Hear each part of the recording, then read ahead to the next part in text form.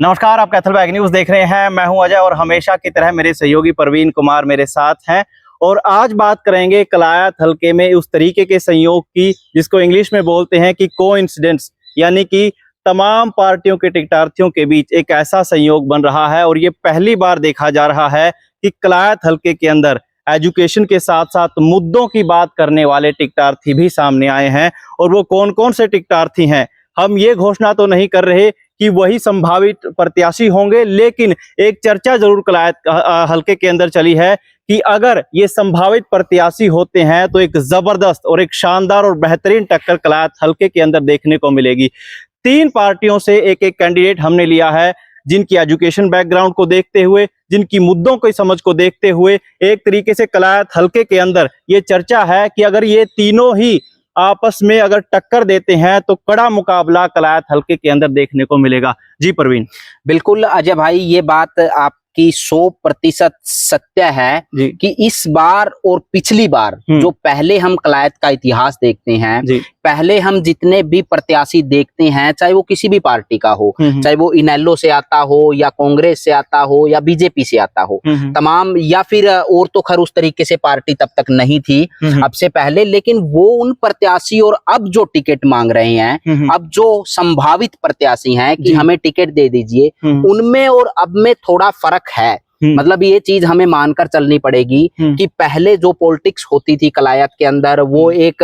परिवारवाद के आधार पर या जात जो है उनका समीकरण बिड़ाते हुए गोत्र को लेकर के कि इतने कास्ट में मेरे इतने वोट हैं, इस कास्ट से इतने आ जाएंगे, इसका मतलब मुद्दों की बात जो होती है, कलायत की निकासी की दिक्कत है, कलायत में बिजली की समस्या है, पीने के पानी की समस्या है, गांव में स्टेडियम नहीं है या गांव में स्कूल अच्छा नहीं है, इनकी बात होने की बजाय इन चीजों पर ज्यादा चर्चा होती थी अब से पहले। लेकिन ये पहली बार कलायत में हो रहा है कि अलग अलग पार्टियों से, चाहे वो कांग्रेस पार्टी हो, एक दो बीजेपी पार्टी हो या फिर आम आदमी पार्टी भी इस बार कलायत से चुनाव लड़ रही है। और संभावित हो सकता है कि आम आदमी पार्टी से जो उनका मुख्य चाह रहा है वो ही कलायत से इस बार चुनाव लड़े। तो उनकी एजुकेशनल बैकग्राउंड पर भी हम चर्चा करेंगे और उसके साथ साथ पुराने और नए में भी फर्क करने की कोशिश करेंगे कि पहले किस तरीके से पॉलिटिक्स होती थी और अब किस तरीके से बात कलायत में हो रही है। बिल्कुल, मैं चाहूंगा कि जो 3 नाम हमने सिलेक्ट किए हैं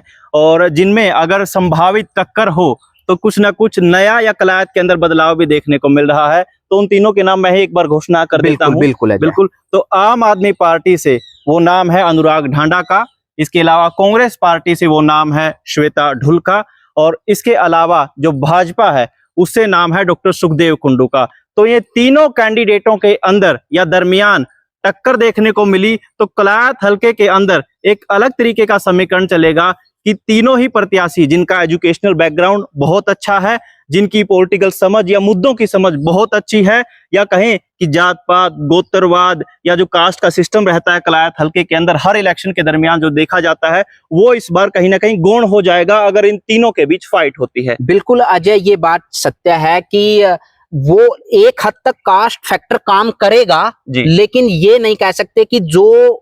एजुकेशनल बैकग्राउंड से लोग आएंगे, जो मुद्दों की बात करने वाले होंगे, तो कास्ट फैक्टर के साथ साथ इन चीजों की बात मुख्य तौर पर जरूर रखेंगे लोगों के सामने और मुद्दों की बात करेंगे कि पानी की समस्या क्यों है, अभी तक क्यों नहीं कोई समाधान कर पाया। क्योंकि कई बार सवाल ये भी उठता है कि यहाँ से जो विधायक बना करके लोग भेजते हैं वो अच्छे से विधानसभा में उनकी बात नहीं रख पाता, या उनके जो मुद्दों की समझ नहीं होती, उनको अच्छे से रखने में कामयाब नहीं हो पाता वो अपनी बात को। तो इस तरीके की चर्चाएं कलायत के बारे में लगातार चलती रहती हैं। और जो पुराने चेहरे भी हैं वो भी लगातार यहाँ के विकास को लेकर के कलायत का जो पूरा बैकग्राउंड है उसको ऊपर लेके जाने की बजाय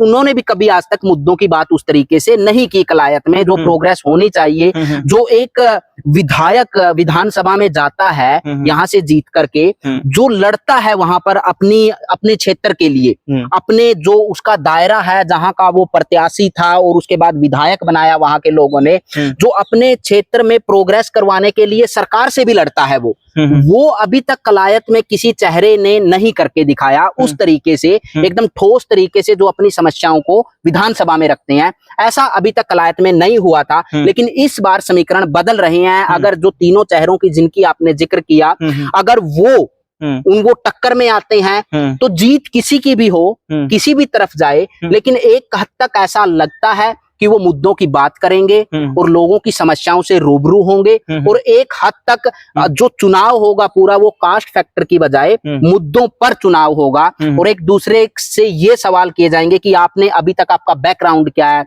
आपकी क्वालिफिकेशन क्या है, आपने लोगों को कितना समझा है, किस चीज की आप बात कर रहे हैं। वो सरकार के साथ साथ जो एक इंडिविजुअल वो मुद्दों की समझ और एजुकेशनल बैकग्राउंड की एक नॉलेज होती है,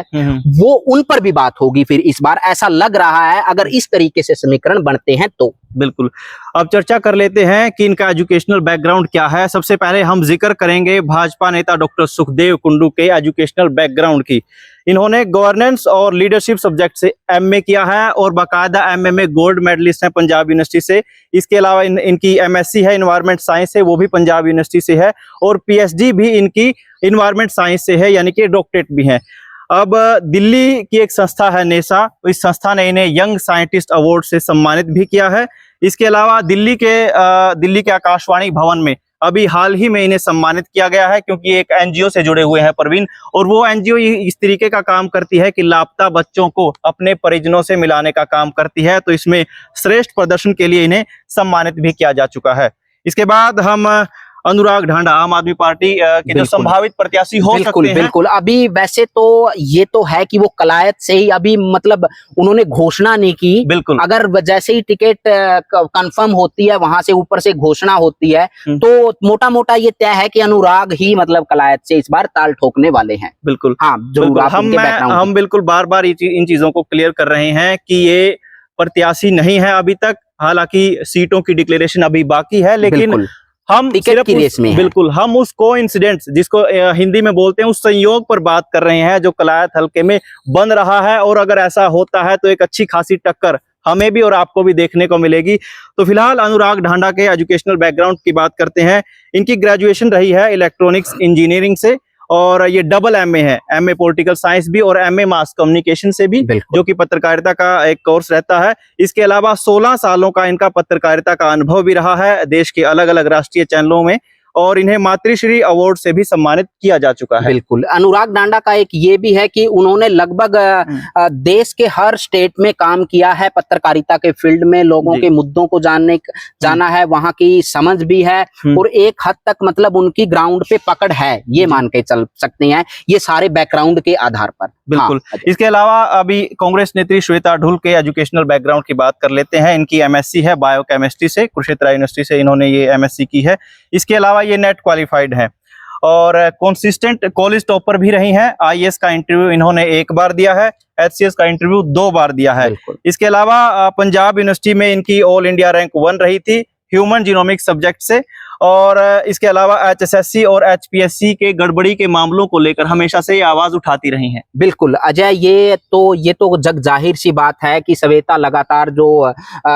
उनका चेहरा भी इसीलिए आ गया है कि वो एक्टिविज्म के तौर पर जो यूथ के जो मुद्दे हैं, खास तौर पर जो हरियाणा लगातार अभी जो देखने में आ रहा है कि बेरोजगारी के मामले में सबसे ऊपर है फिलहाल, तो उसको लगातार वो हाईलाइट करती रही है, उसको दिखाती रही है कि असल में जो हरियाणा के अंदर मुद्दे हैं वो बेरोजगारी सी सबसे बड़ी एक बीमारी है। वो कहती है जो हर बार कि ये इससे कैसे निजात मिलेगी। तो इस तरीके से मतलब वो लगातार युवाओं के मुद्दे उठाती रहती है हर जगह पर। तो ये बैकग्राउंड है उनका एजुकेशनल, उसके साथ साथ वो लंबे समय से फील्ड में भी है और एक जमीन पर भी उनकी अब पकड़ है, और उनको ये है कि कलायत हल्के में किस तरीके की समस्याएं लगातार लोग फेस कर रहे हैं। बिल्कुल बिल्कुल। तो ये संयोग कलायत के अंदर बन रहा है। अगर तीनों ही प्रत्याशी तीनों ही पार्टियों से आगे आते हैं या तीनों पार्टियां इन्हें कलायत के अंदर आगे करती हैं, तो एक अलग टक्कर, एक बेहतरीन टक्कर कलायत हल्के के अंदर देखने को मिल सकती है। पहले हमने बात की भाजपा नेता डॉक्टर सुखदेव कुंडू की, क्योंकि ये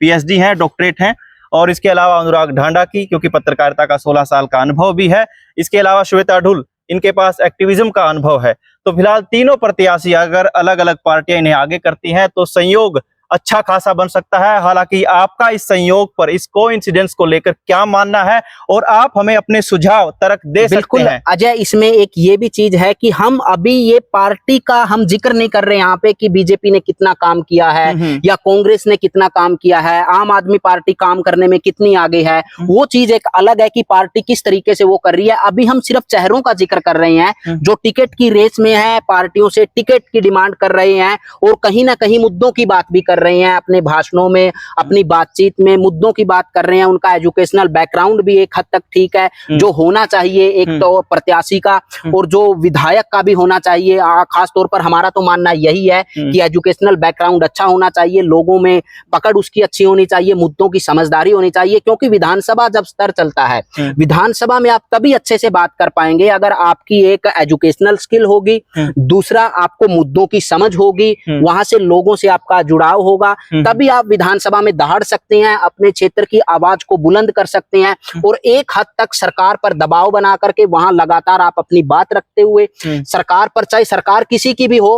उस पर आप दबाव बना करके अपने क्षेत्र में कार्य करवा सकते हैं। ये ऐसा देखा गया है। लेकिन अभी तक कलायत का ये दुर्भाग्य मान के चलिए कि पिछले जो लंबे समय से देखा जा रहा है, वहां पर मुद्दों की बात होने की बजाय परिवारवाद की बात होती है या अपने परिवार को आगे बढ़ाने की बात होती है या फिर जातीय समीकरण भिड़ाए जाते हैं कि यहाँ पर इतने वोट हैं, वहां पर इतने वोट हैं, कास्ट सिस्टम फैक्टर काम करता है, मुद्दे काम नहीं करते, या फिर इस तरीके की बहस कम देखने को मिलती है कि जो लोगों के असल मुद्दे हैं, जिनके लिए वो उनको विधायक बना करके विधानसभा में भेजते हैं, कि वो आदमी लोग देखते रहते हैं कि आज हमारी बात होगी विधानसभा में, आज हमारे क्षेत्र की बात होगी, यहाँ पर कुछ हमको मिलेगा, यहाँ पर कुछ ऐसा होगा कि जिसे हमारी समस्याओं का एक हद तक समाधान हो। वो लोग लगातार हल्का उनकी तरफ टकटकी लगाए देखता रहता है, लेकिन वो मुद्दों की बात करने की बजाय अपने ही मतलब अपने आप में मगन रहते हैं या कुछ हद तक वहां पर अपनी बात ही नहीं रख पाते क्योंकि वो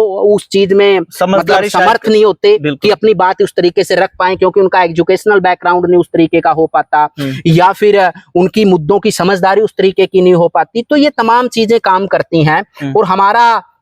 यही मानना है कि अगर इस तरीके से समीकरण बनते हैं कलायत विधानसभा में और इस तरीके से टिकटों का बंटवारा होता है इन फ्यूचर, हम कोई घोषणा नहीं कर रहे, अगर होता है तो कलायत विधानसभा में एक हद तक, क्योंकि लोगों का जो राजनीतिक चेतना है उसमें भी एक उछाल लगेगा, क्योंकि जब मुद्दों की बात होगी, जब लोगों के एक दूसरे से इंटरेक्शन होंगे, वो लगातार वहां के पीने के पानी की बात करेगा, स्टेडियम की बात करेगा हर पार्टी का, तो वो फिर मायने रखता है, लोगों का राजनीतिक चेतना में भी फर्क पड़ेगा और लोग फिर समझेंगे और वो जानेंगे कि कौन हमारे मुद्दों को अच्छे से वहां पर रख सकता है। बिल्कुल। तो सभी दर्शकों से निवेदन है, कमेंट करके जरूर बताइए कि इस संयोग पर, इस कोइंसिडेंस पर आपका क्या कहना है। हालांकि कलायत हल्के के अंदर अगर इस तरीके की राजनीतिक चेतना आनी चाहिए, उसको लेकर भी जरूर जवाब दीजिए। फिलहाल कैथल बैग न्यूज के साथ इतना ही, धन्यवाद।